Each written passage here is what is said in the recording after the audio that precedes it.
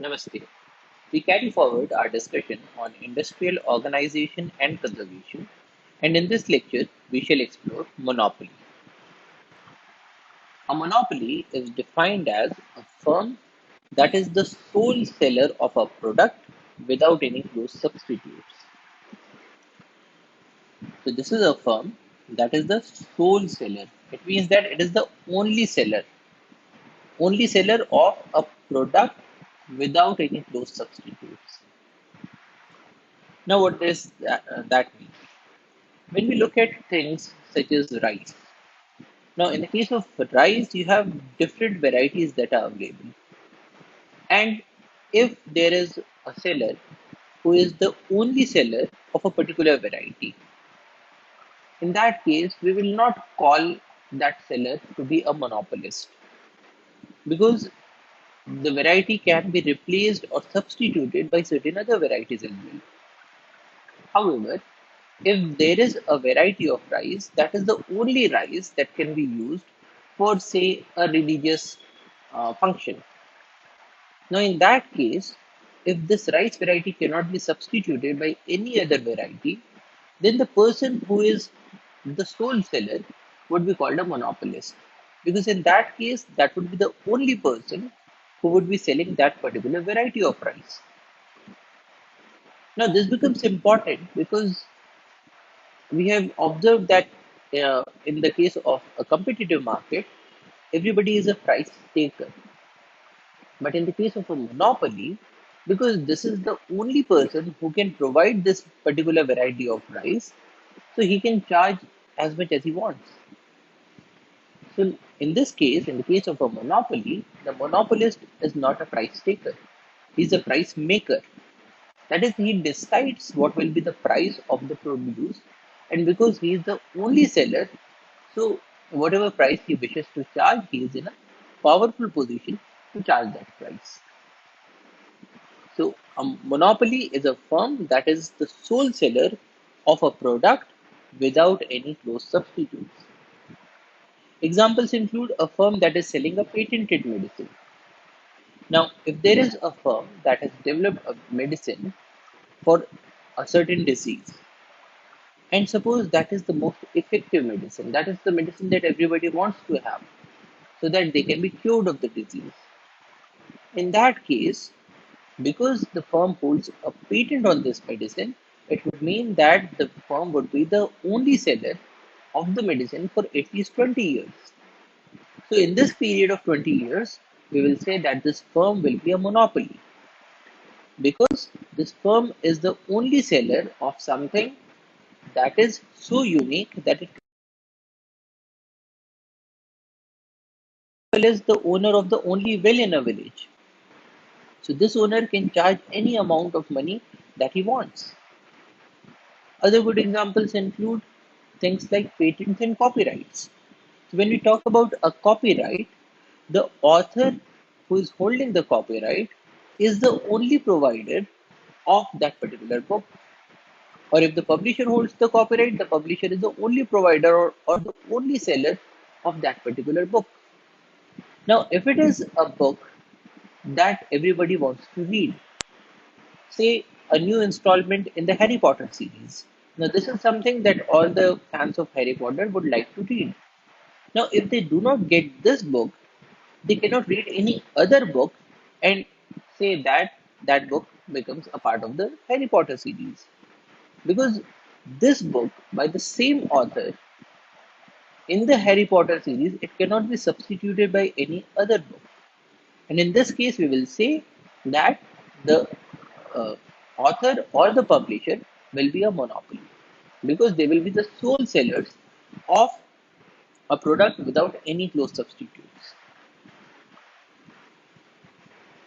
Now, the question is, why do we have monopolies? Well, we have monopolies because of three main reasons. One is monopoly resources. A key resource that is required for the production is owned by a single firm. In that case, we will say that we have a monopoly because of a monopoly over the resources. And a good example is, say, a mine. say when we talk about uh, the diamond mines, so the De Beers company holds the largest share, greater than 80% in the whole world, because they own the mines, they are operating the mines from which the largest chunk of diamonds comes out. And so in this case, the De Beers firm will be a monopoly because they are the sole sellers, they are the sole suppliers of diamonds because they own these resources. They have a monopoly over the resources. Similarly, for things such as tanzanites. Now, tanzanites are mined from very few number of mines. And so the owner of this particular mine can become the sole supplier of tanzanite. So we can have monopolies because of a monopoly over resources. In certain other cases, we can have monopolies because of a government regulation. So in this case, the government grants the exclusive rights to produce and sell something. And examples include copyrights and patents. Now, why does government grant exclusive rights to anybody? Now, in the olden days, what used to happen was that if the king had a close friend, then to favor his or his friend, the king used to grant a monopoly over a certain trade. So we can have monopolies as a way of favoritism. But these days, we have monopolies because monopolies can provide a social good, a social well being. Now, this is because a number of things, such as inventions, are extremely time consuming, resource intensive, and effort intensive. And so, whenever somebody makes a new product, if the market was made open for all the competition, then what would happen is that other people would just copy that product. Now, making of the product for the first time requires the greatest amount of inputs, the greatest amount of effort. But copying the product might not require that much amount of an input. And so, if the market was let open for everybody, then we would have a situation where nobody would want to make any new products because there is no financial incentive. And as we have seen, incentives are very important tools to make people do something because people respond to incentives. So, if the government wants that we should have a society in which new things are coming up, in which we are able to manufacture new technologies, and new technologies are important because they overall increase the efficiency and reduce the cost, because of which the welfare of the whole society would increase. Now, to incentivize people to make these new technologies, the government grants them exclusive rights over whatever they make. And typically, the government grants them patents through which they will have an exclusive right on selling that product for the next 20 years. Similarly, when we talk about books or means of art, then we have copyrights. Now, copyrights ensure that the people who are doing this creative work in the form of writing a book, making a movie, or say singing a song, these people retain the rights of selling these creations so that there is an incentive to make these creative things. And so we can have a government regulation through which exclusive right to produce and sell a certain product is granted to somebody. And when we have such a situation, we will have a monopoly. And a third reason is that of the natural monopolies. In the case of national monopolies, the cost of production for a single firm is much lesser than the cost of production for competitive firms. So, what happens in the case of national monopolies is that in the case of certain sectors, it so happens that if one person provides or if one firm provides the services, they would incur a certain cost. But if you have a competitive situation where multiple firms supply the same good, the costs increase. A good example is that of water pipes. So if we have a town and there is a company that is supplying water from a river, then this company will have to make a pipeline probably have distribution pipelines that will provide water to the whole of the society, and then we can also have the smaller pipelines. Now, the cost of laying the pipelines is very high, and so when this pipeline system has been made, then the residents would have to pay a certain price for this water. Now, the price that they will be paying to the firm will be used to recuperate the cost of earth moving, laying of these pipes, and providing water. Now, suppose the per capita cost is coming to be, say, rupees 10 per liter. Now, this is when one firm is supplying. Now, suppose there is another firm that also comes up and says, okay, we are also going to supply water to this town. Now, what will happen? Now, the second firm that will also have to lay a very similar pipeline probably next to it because it is supplying to the same locality. And so it will have to do all this earthwork, lay its pipes, and provide for all these smaller pipes as well.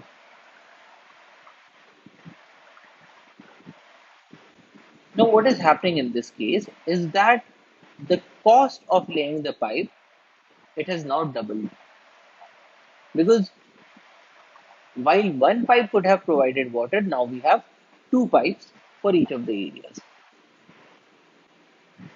But what happens also is that now the water that is being supplied by any one firm, it reduces because half of the customers are now being supplied by firm A and half of the customers are now being supplied by firm B.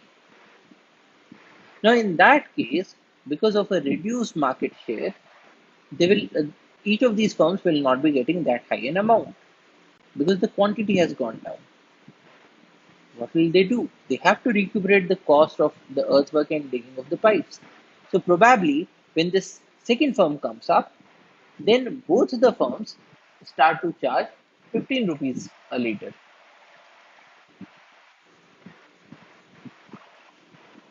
So what we are observing here is that when we have two firms that are supplying the same thing, then even though there is a situation of competition, but what is happening is that the cost for every person it has gone up. So now people have to pay more amount of money to get the same amount of water. And this is a situation of a national monopoly. National monopolies arise when the cost of production for a single firm is much lesser than the cost of production for the competitive firms. Because the more the number of firms that are there, the more is the amount of input that they have to put in. Another example is, say, laying of roads. If we have two roads that are running right next to each other, in that case, the efficiency of operation will go down. Or things such as electricity lines or things like railway lines. Now, a large number of these services are natural monopolies, which means that if there is a single firm, then the products will be made available at a much cheaper price to the people or to the public as compared to when we have more than one firm. And what we observe here is that the economies of scale that result because a single firm is acting, that also results in a natural monopoly. So what we are observing here is that on the y-axis we have the cost, on the x-axis we have the quantity, and here we are plotting the average total cost. So if a lesser quantity of the thing is sold, so in that case, with a lesser quantity, the cost increase. Everybody will have to pay a larger cost. Whereas if the quantity that is being supplied is large, in that case, people will have to pay lesser costs.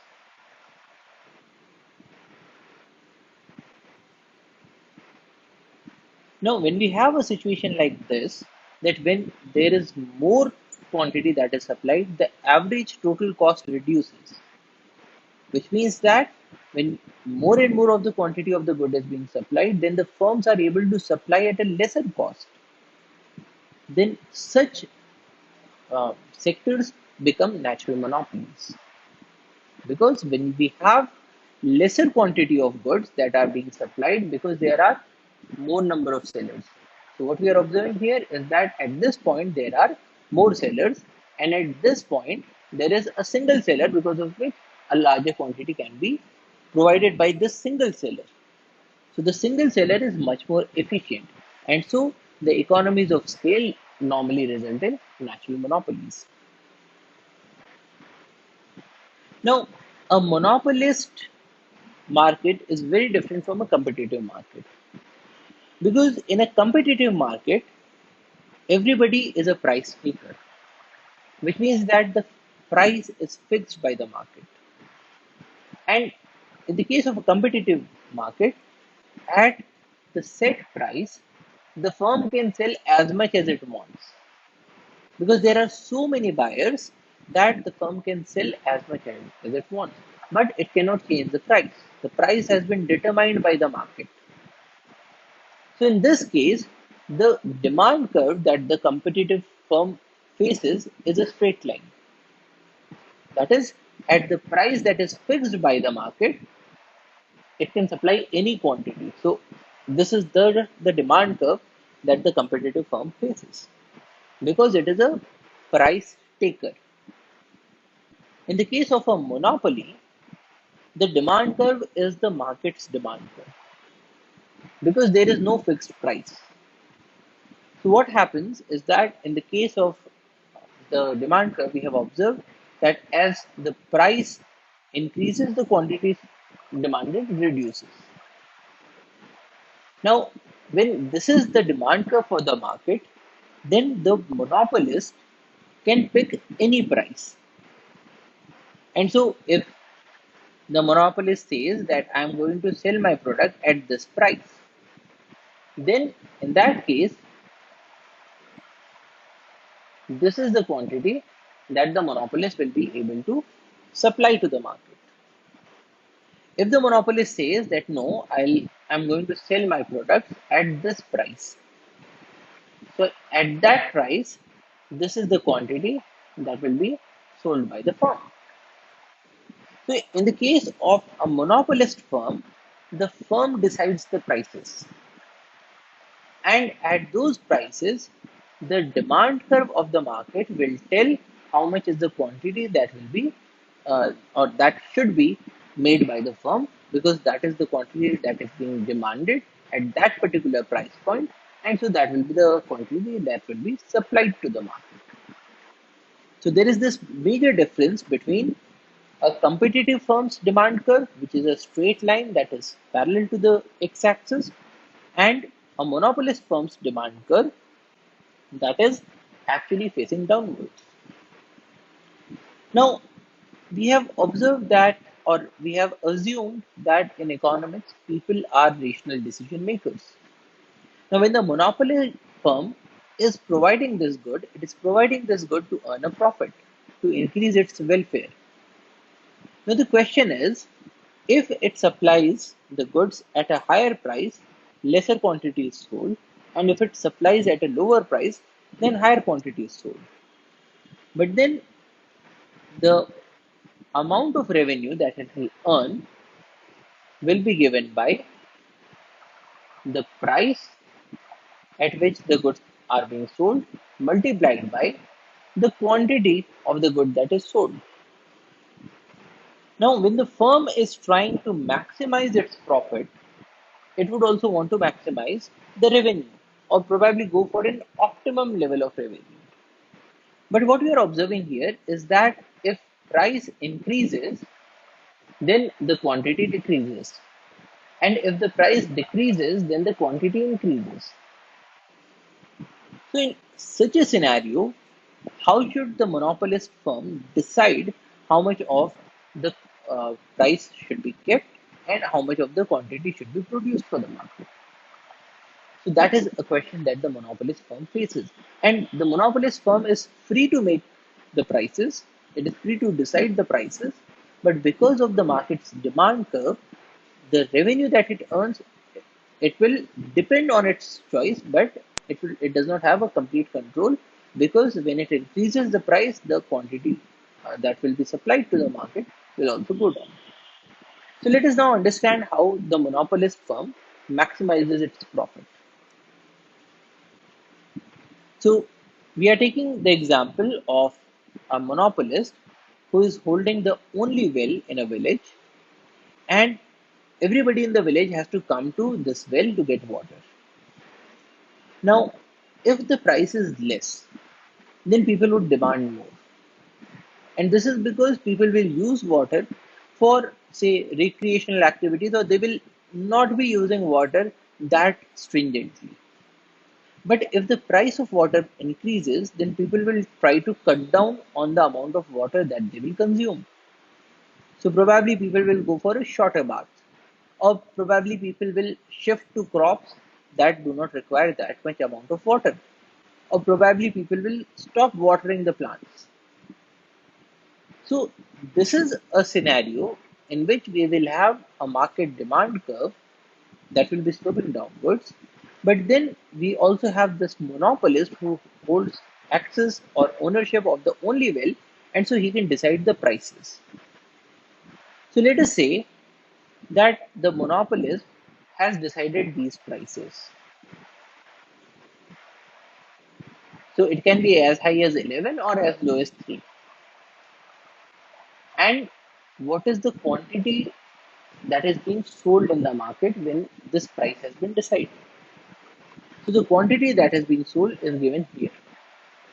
So in this case, what we are observing is that when the price is less, when the price is 3 rupees per liter, then 8 liters of water are being sold.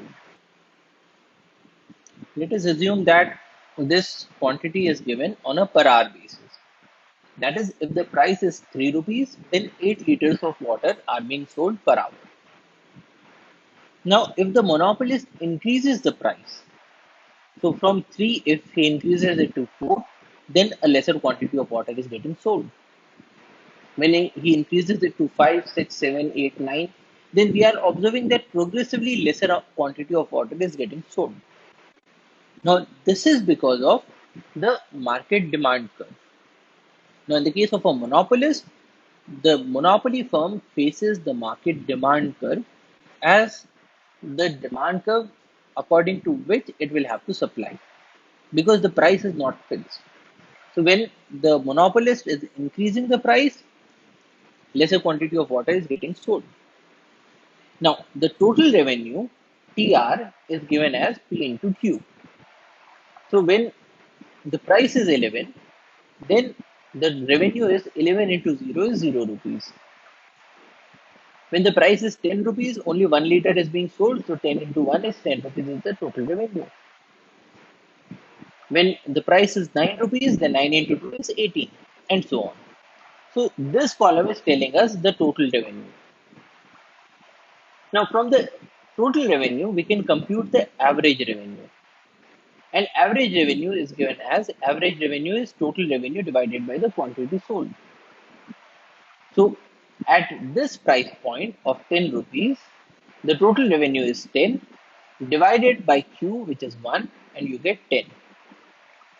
At this price point of 9 rupees, the total revenue is 18. 18 divided by 2 is 9. Here, 24 divided by 3 is 8.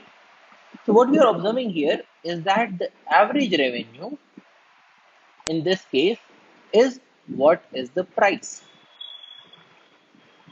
So average revenue and price are the same. What about the marginal revenue? Now the marginal revenue is given by change in total revenue divided by change in the quantity. That is, when this monopolist is moving from 0 to 1, then the change is 0 to 10. So the in this case, the marginal revenue will be given as the change in the total revenue, which is 10 minus 0 is 10, divided by the change in the quantity, which is 1 minus 0 is 1, or the marginal revenue will be 10 rupees. The when the price is 9 rupees, so when the price has decreased from 10 to 9 rupees, the quantity has increased from 1 to 2, and the total revenue has increased from 10 to 18. So in this case, the marginal revenue will be given by delta TR is 18 minus 10 is 8. So here we have 8 divided by delta Q, which is 2 minus 1 is 1. So 8 by 1 is 8.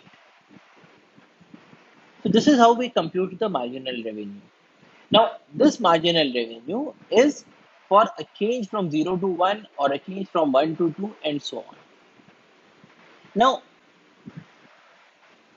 when the seller is trying to increase the price, or when the seller is trying to change the quantity that is being supplied, then we are observing that there is a change in the total revenue, and the total revenue, it increases, reaches to a maximum and then starts to decrease. So it has increased from 0 to 30, there is an increase, but then it decreases from 30 to 24 and so on. Now this is because when we write TR is equal to P into Q, then there are two impacts that are happening.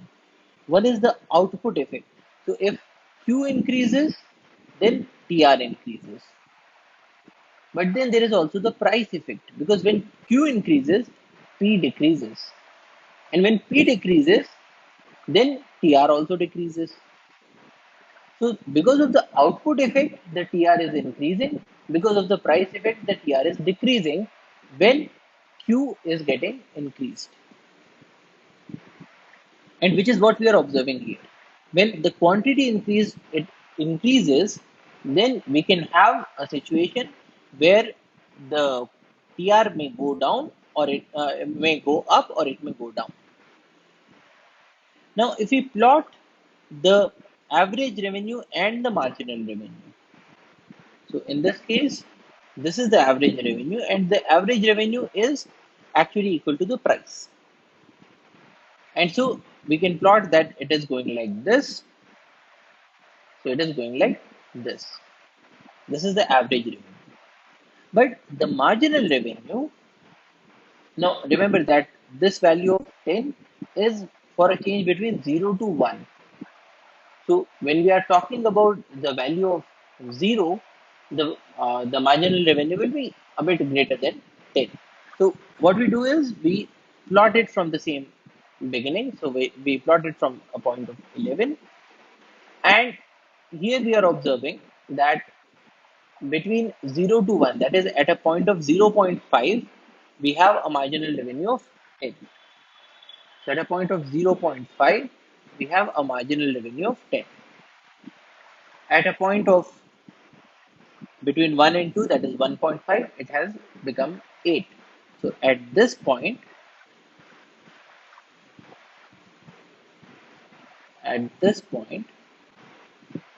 the value is 8.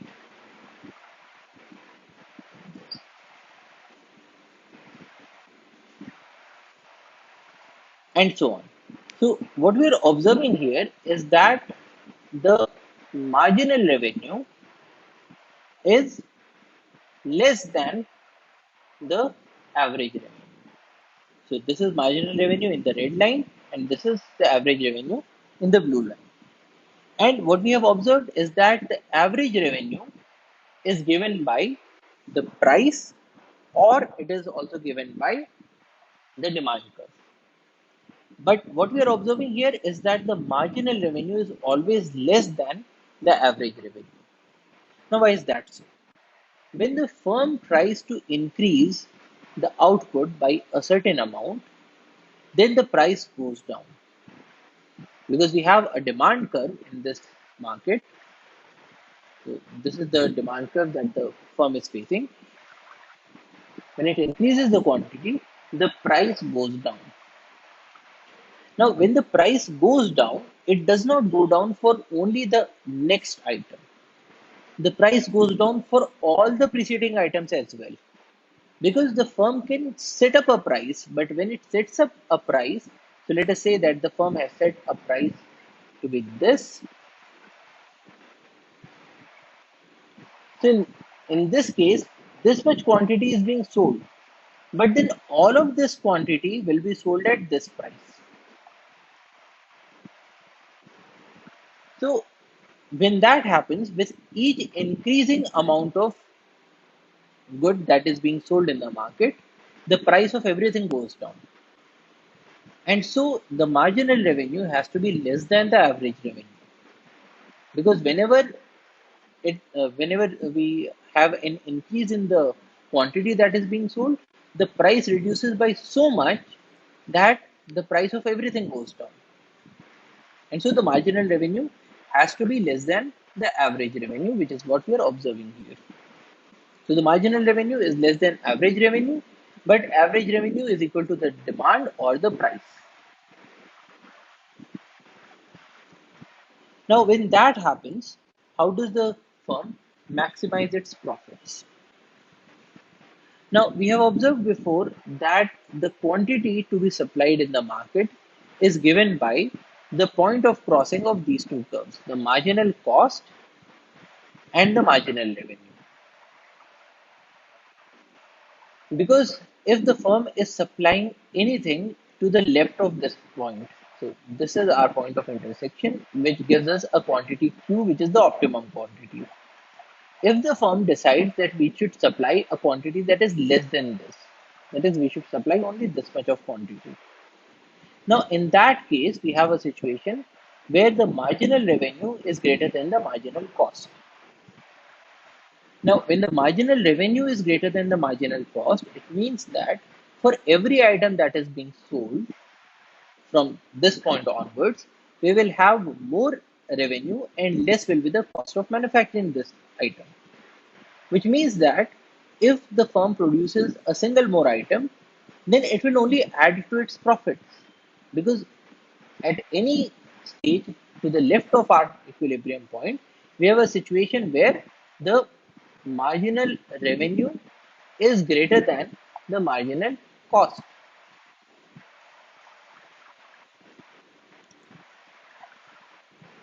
And so for every item that is being sold, we have a marginal profit.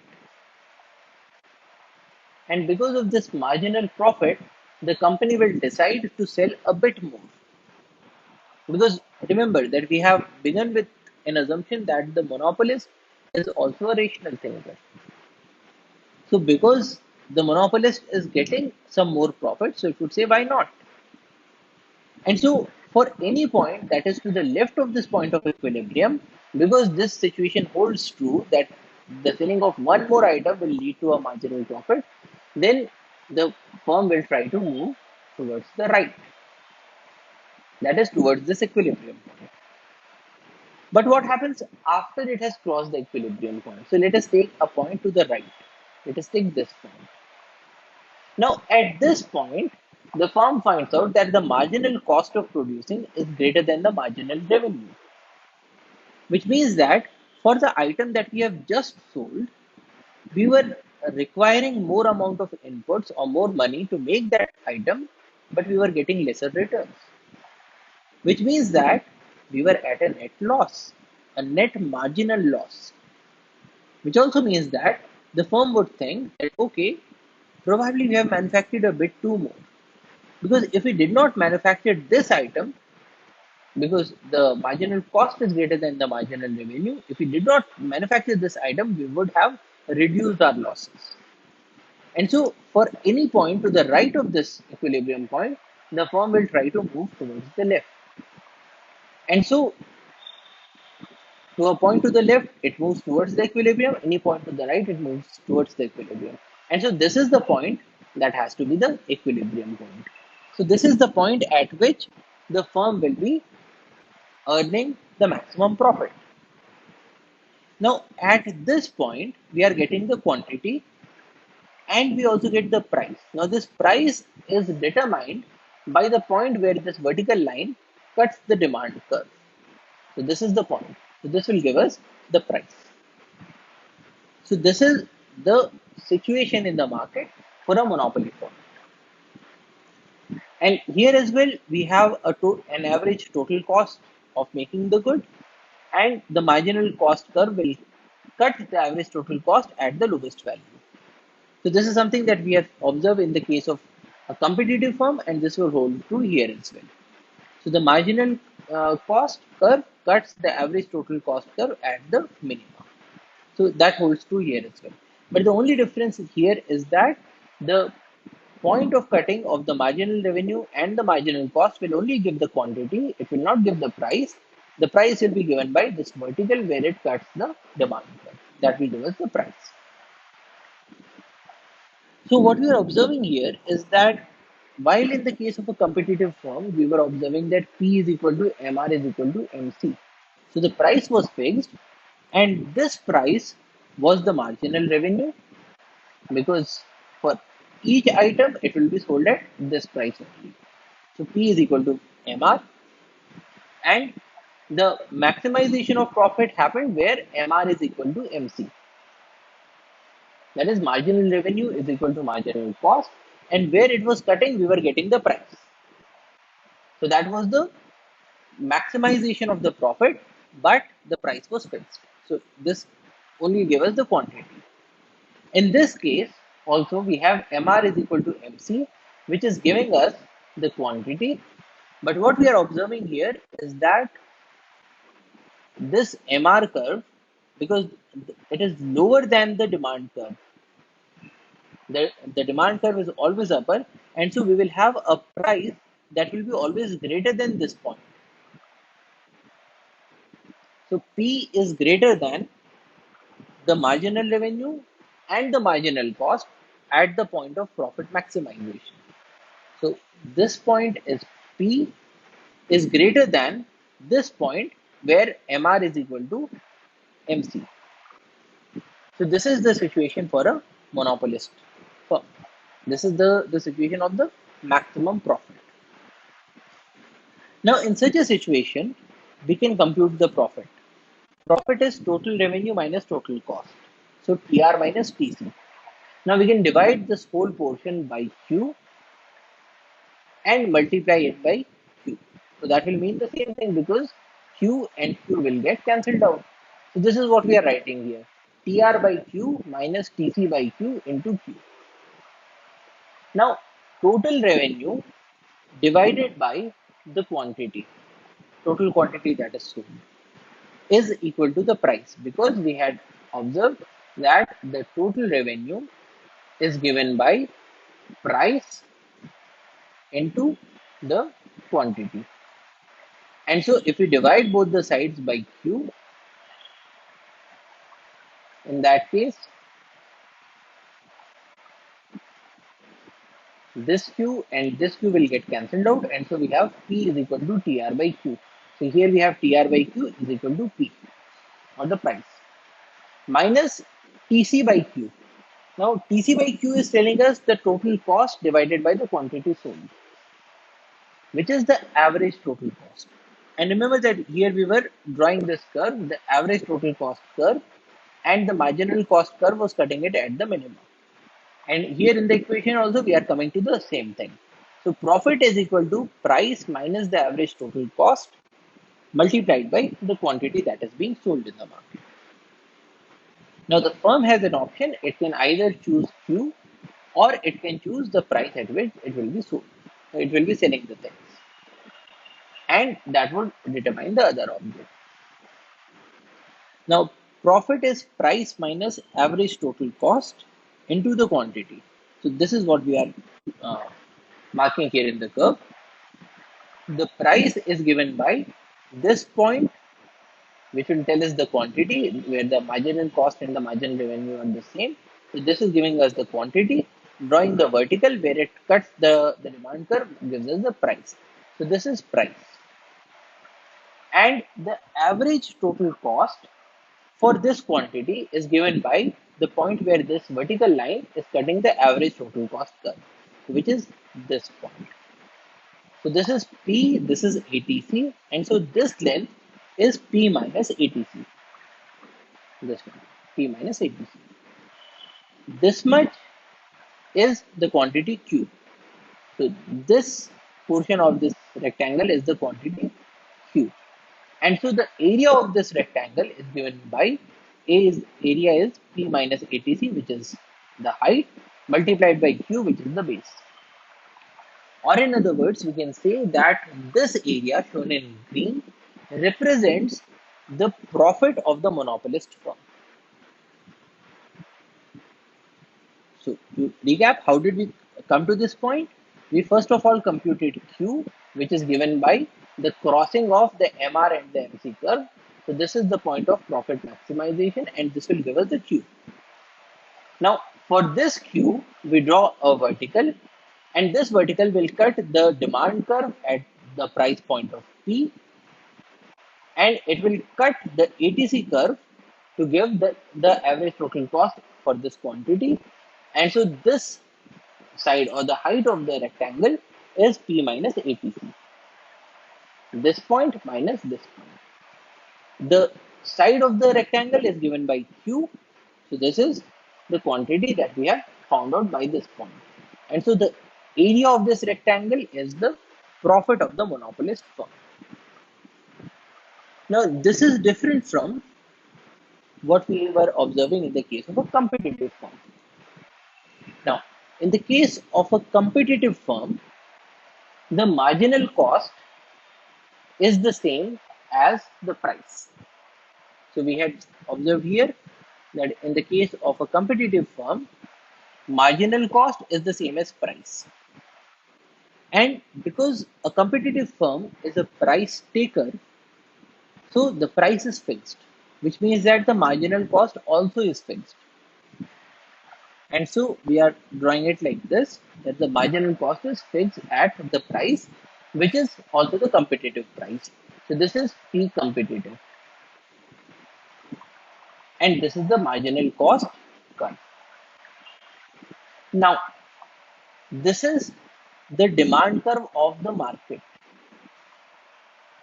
And the point where this demand curve cuts the MC curve. Now, MC curve is also the supply curve of the firm, because we are talking about not the accounting costing but the economic costing. So it is including all the opportunity cost.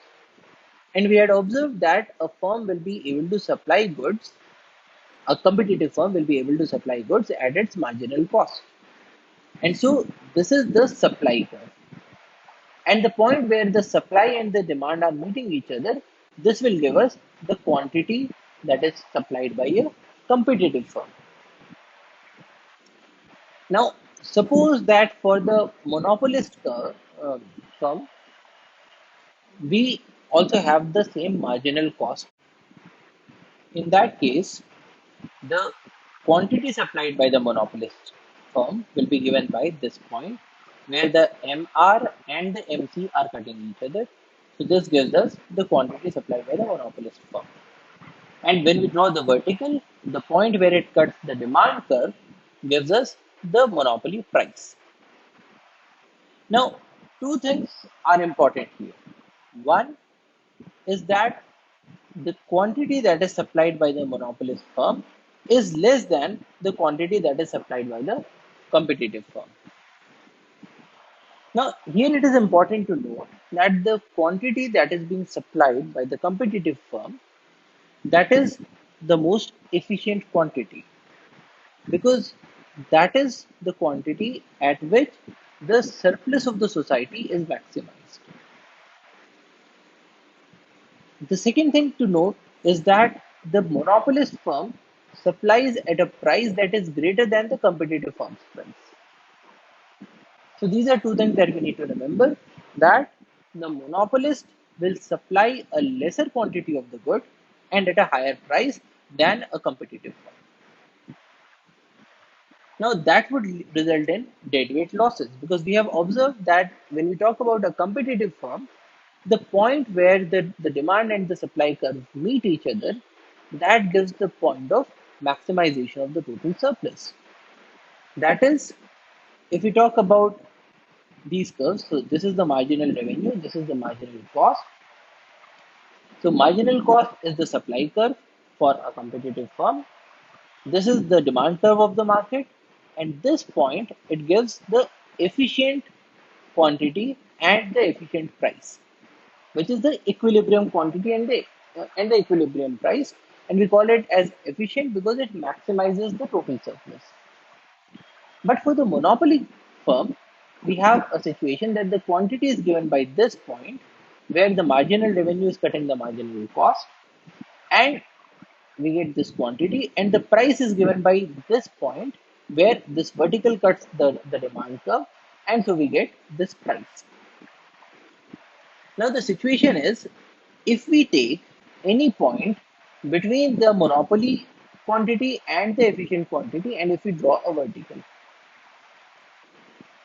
then what happens? For this quantity, let us say that this is quantity Q.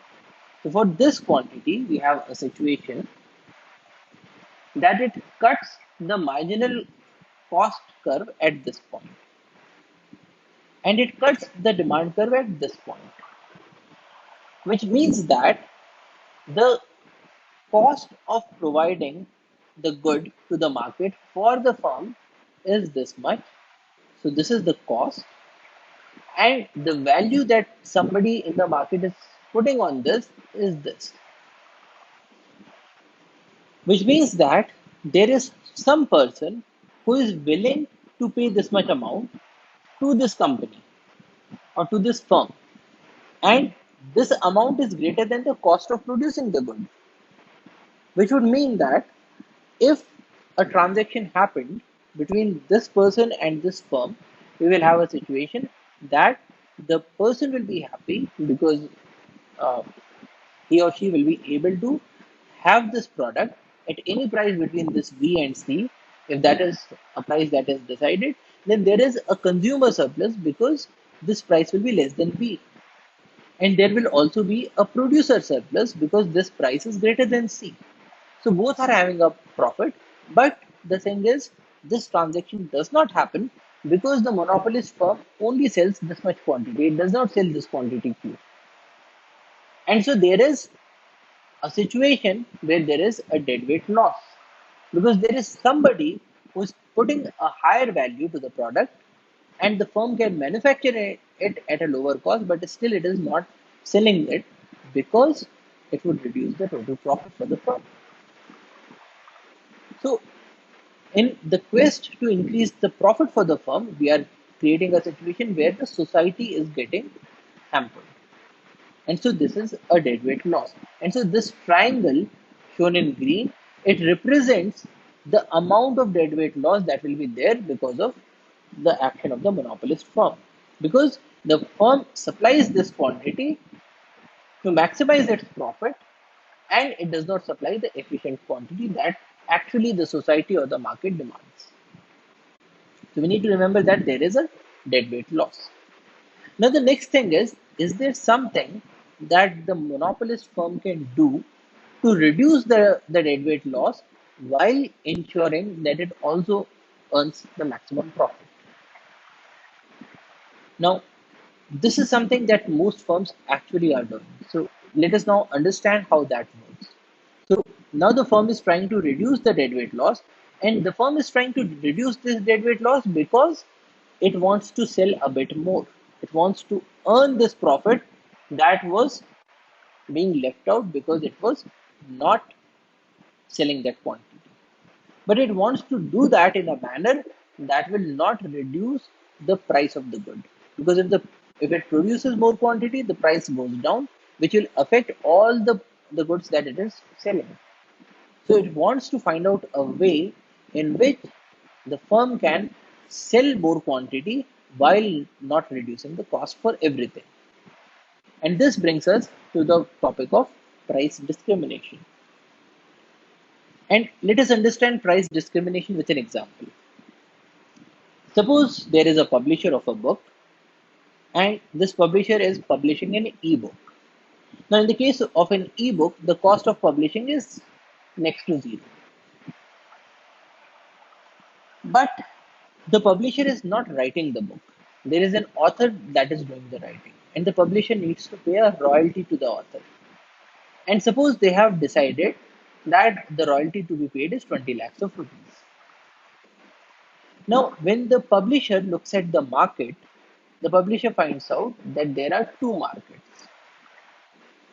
The first market is that of the die-hard fans of the author. So these people who have read the earlier books of the author, they are ready to pay a higher price because they are fans of the author. And so here we have 1 lakh people who are ready to pay as high as 30 rupees to get a copy of this book. But then there are also certain other people in the market who have not read this author or probably who are not fond of this author. So these people will buy this book if they can get it cheaply, but they will not pay 30 rupees for this book. So the publisher has found out that they will be ready to pay, say, 5 rupees per copy. And in this case, the number of people is 4 lakhs. Now the publisher has to decide what price it should sell the book at. Now suppose the publisher decides that okay, I should sell it for 30 rupees because 30 rupees is the maximum that it can charge to these people. Now when once that happens, the these 1 lakh people will buy the book at 30 rupees. So the firm will get a revenue of 30 lakhs of rupees. But none of these 4 lakh people will buy the book. So the revenue from this segment of the market is 0 rupees. So the total revenue is 30 lakhs. And out of this 30 lakhs, the firm will pay 20 lakhs to the author and make a net profit of 10 lakhs rupees. Now, this is one scenario when the publisher is choosing the largest price. If the publisher chose the second price, if the publisher chose price of 5 rupees. Now, in the case of a normal monopoly market, what happens is that when the price reduces, that is the price for all the goods. So even these 1 lakh people who were able and willing to pay 30 rupees, they will get this book for 5 rupees because that is the price that the publisher has set. And from these people, the revenue will be 5 lakh rupees. And from these people, these 4 lakh people, now because they are able and willing to pay 5 rupees, so they will purchase the book and the publisher will get 20 lakhs of rupees. So total is 25 lakhs of the revenue, out of which 20 lakhs has to be paid to the author, and so the profit is 5 lakhs rupees. So what we are observing here is that in the first case, when the publisher chose the higher price, 30 rupees, it was making a profit of 10 lakh rupees. In the second case, when it chose the lower price, looking at the second market segment, it made a profit of 5 lakh rupees. The question now is, can the publisher do something to increase the amount of profits that it can make? Now, suppose the publisher chose to release the book at 30 rupees. And when this book is released, then all the die-hard fans of the author, they go and purchase this book. After they have bought this book, now at a later point of time, the publisher reduces the price and sells it for 5 rupees. Now what will happen? The people who wanted or who were ready to pay 30 rupees because they were die-hard fans, they bought the book immediately. So that market is now saturated. And after they have bought the book, the publisher sells it for 5 rupees. If that happens, the publisher would be making 30 lakhs of rupees from the first segment and 20 lakh rupees from the second segment. So the total revenue becomes 50 lakhs, out of which 20 lakhs has to be paid to the author, and so the profit has become now 30 lakhs. So price discrimination or selling the same good at two or more different prices is a strategy that the monopolist can use to maximize its profits. So what is happening in this case is that earlier, because here the marginal cost is the same, it is 0 rupees, the point where the marginal revenue was cutting this curve gave the monopoly quantity, and the point where it was cutting the demand curve, it was giving the monopoly price. Now, when we had this situation, this was the profit given by the green rectangle, And these people who were putting a higher value but were able to get the product at this price, they were getting a surplus. So this was the consumer surplus. And these people who were ready to pay a price that was smaller than the monopoly price, but was still greater than the marginal cost, they were not getting anything, and so we had a deadweight loss here. Now, in the case of price discrimination, what the publisher is doing is that it is selling a particular quantity at this price, another quantity at this price, another quantity at this price, and so on. So now what the publisher can do is to have multiple prices. And when we have multiple prices, the profit gets maximized, because in the case of a perfect price discrimination, we have innumerable number of prices, so that everybody gets the product at the value that they are putting at the product. When that happens, then the consumer surplus for every person is 0 rupees, because they are getting the product at the same price that was their value for the product. So the consumer surplus is 0 rupees. But the profit is maximized because you are selling each product to each person at the maximum possible price that they were willing to take it for. And so the profit increases and the deadweight loss becomes 0, because in that case, every person, whatever value this person is putting, if it is greater than the marginal cost, the publisher will sell the book. So this is perfect price discrimination. And in this case, all the surplus goes to the producer. So we have a good amount of producer surplus or profit. The consumer surplus is 0, but at least everybody is getting the product. And examples of price discrimination include things like paperback edition versus library edition. So when the book is released, a number of publishers just release the library edition. So it will be a hardbound book at a very high price, meant for libraries, but all the die-hard fans will buy this book. And once they have bought this book, then at a later point of time, the publisher will release, say, a lower price paperback edition.